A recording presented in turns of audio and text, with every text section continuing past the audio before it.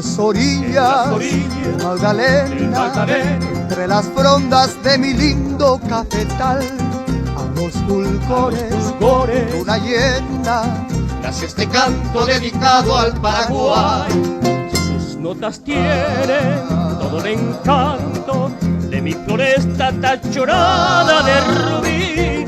Por eso quiero dedicarle a mis hermanos del gran pueblo Paraguay, donde aroma el agua ahí.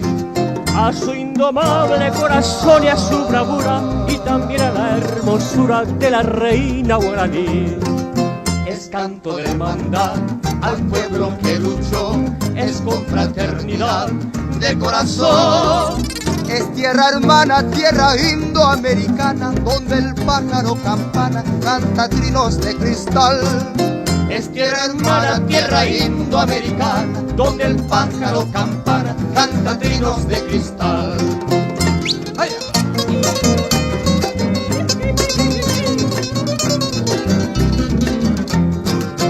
Sus notas tienen todo el encanto de mi floresta tachorada de rubí. Por eso quiero dedicarle a mis hermanos del gran pueblo Paraguay, donde aroma el agua ahí. A su indomable corazón y a su bravura, y también a la hermosura de la reina guaraní. Es canto de hermandad al pueblo que luchó, es confraternidad de corazón.